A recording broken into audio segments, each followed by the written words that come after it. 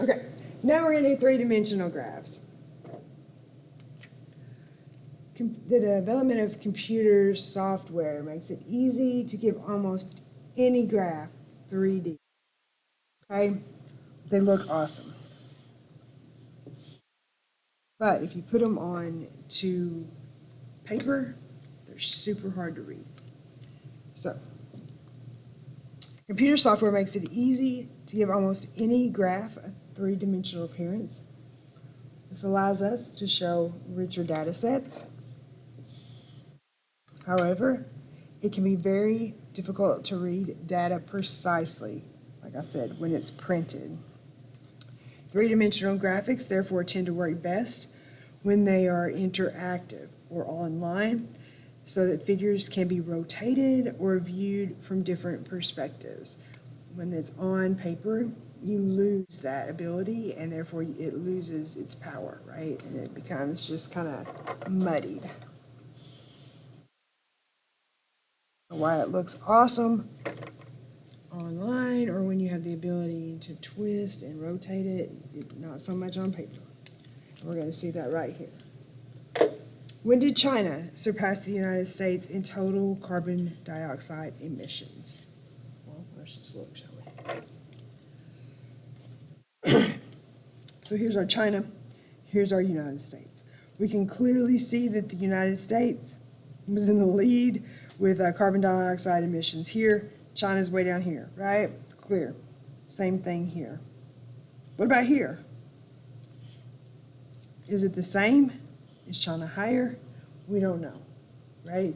Because we're standing this way, it looks like it may be the same, but it also looks like it could be higher. We're not for certain. Now, this one, it's quite obvious. China has surpassed us on both of these. But this year, 2005, we are not sure. Now, if we had the option to rotate and twist our graph, it would be very clear. But it's on paper, so we do not know. Okay? So it's clear in 2010 and 2015. It's also clear in 1995 and 2000 who's in the lead. But in 2005, unclear, right? So 2005, it's hard to tell.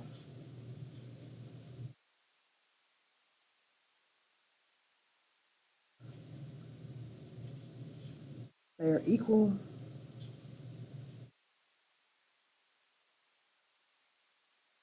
Or if China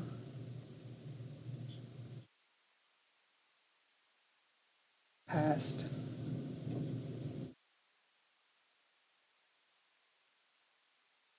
the United States.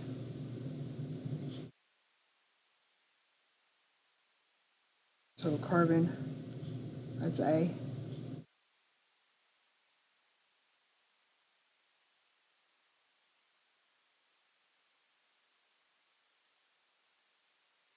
All right.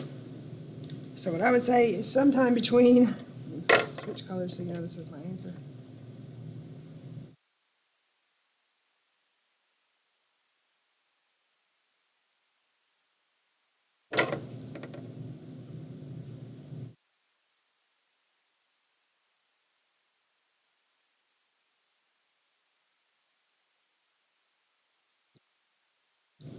Sometime between 2005 and 2010, China surpassed the U.S.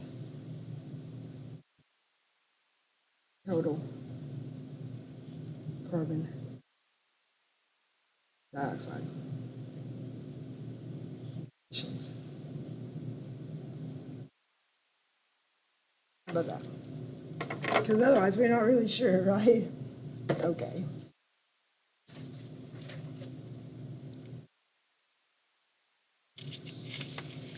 Now this is infographics.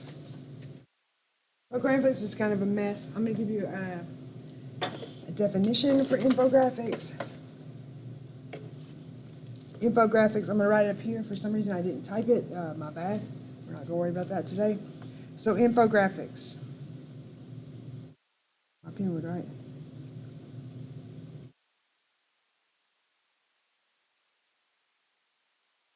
Stands for information graphics, okay?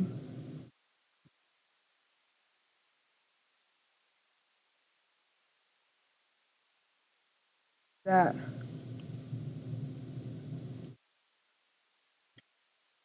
So it presents a large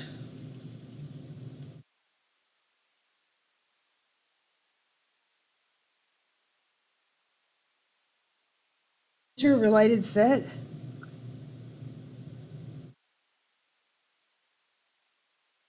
of information. I put there.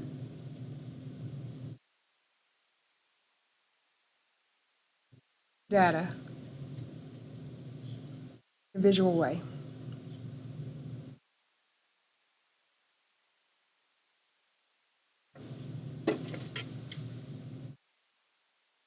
I don't know why I put a period there. In a visual way with, sorry, the goal,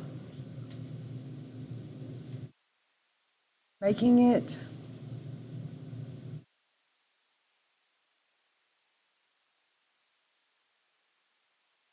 to understand, interpret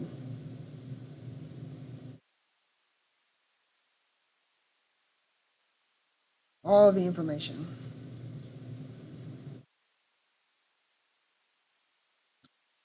Okay, it's a lot to write. All right, so here is an example of information graphics. Keep in mind the goal is to make it easy and to understand and interpret.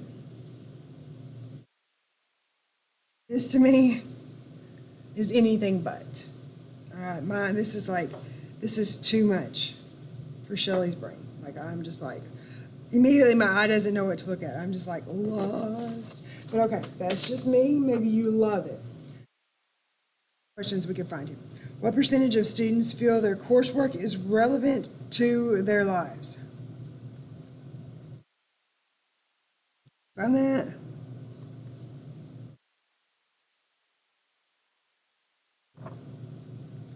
No, I mean, I'm not going to give you a whole minute because, like I said, I got stuff going on with my dad and I'm ready to get out of here. So I'm going to tell you the answer. I'm going to show you where it's at after about like this much time. And 58% feel that their coursework is relative to their everyday life. Too much for me to look for, but right there's the answer. 58%. And it's buried in this little sentence right here. Honestly, I wasn't the teacher and didn't have the answer book and knew where it was at, I would be like, I don't know. Can you draw any conclusions about whether exercise contributes to a successful balance of academics and extracurricular activity?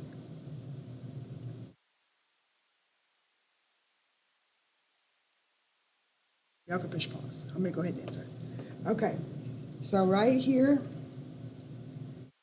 we have something about exercise, right? You could look and say, oh, right here, 50% exercised or played physical sports.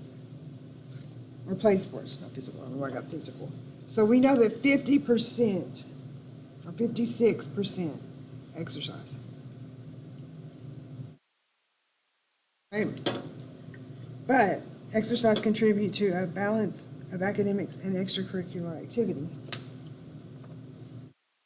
Right here, let's look at the balance is the key. Successfully balance academics and extracurricular activities. So we know that they're about 79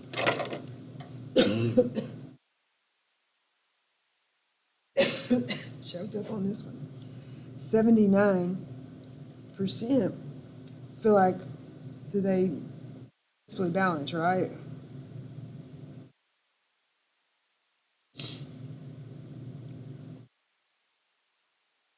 Balance. Okay. Are these two in any way related? They're not really, right? So there's some overlap, but we need more info.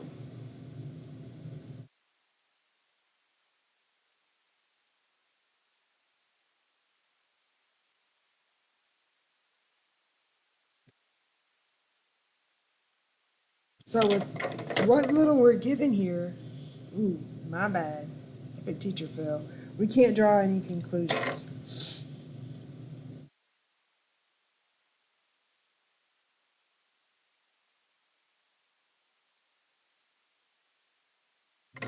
Without more information.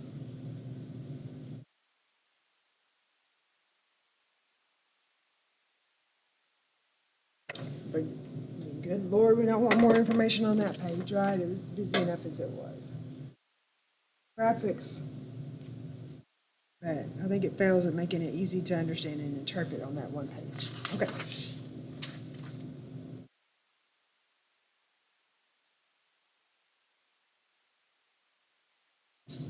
So a few cautions about graphics, and then we'll be done. Perceptual distortion. Many graphics are drawn in a way that distorts the perception of them. Watch the scales.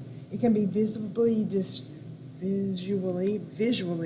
deceptive if you do not study the scales carefully.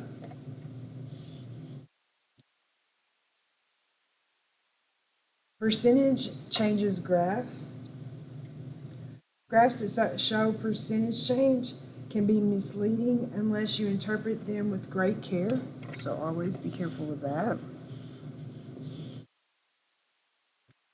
Pictographs. Pictographs are graphs embellished with additional artwork. The artwork may make the graphs more appealing, but can also distract or mislead the viewer.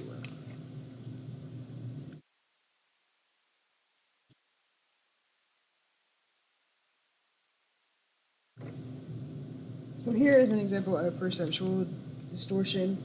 So the lengths of the dollars represent the data, but your eyes tend to focus on the area, right? So in 1980, this was like how much the dollar was worth, and in 2016, this is how much the dollar was worth. But it was worth $1, like $1, and it was worth 34 cents here. But this one is so much bigger than this one; it's off perceptually. Lengths of the dollar bills are proportional to their spending power, but our eyes are drawn to the area of the bills, which exaggerate the difference. That looks a lot less than 34 cents, if you ask me.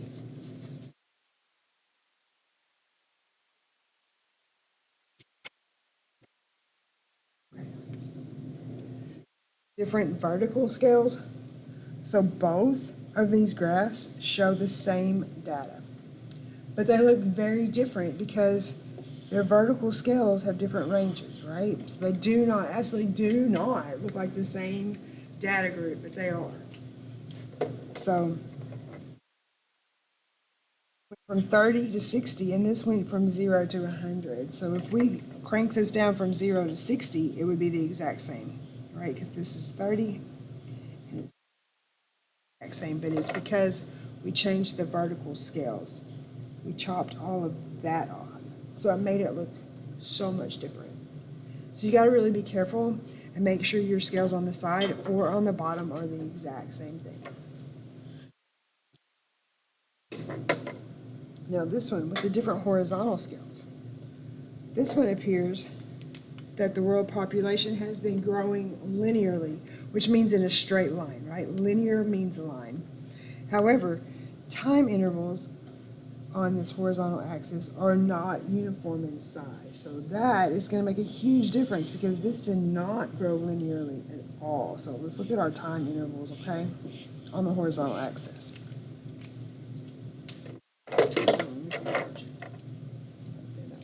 Okay, so if we go from 1804 to 1927, see, that's not linear. That's crazy. So we're going to have 123. Now we're going to go from 1927 to 1960. Well, look at that. That's 33 years. So this was 123, and this is 33. Now we're going to go from 1960 to 1974, which is 14 years. See how they're just jumping all over the place to make it appear linear. Now we have 1974 to 1907. That's 13 years.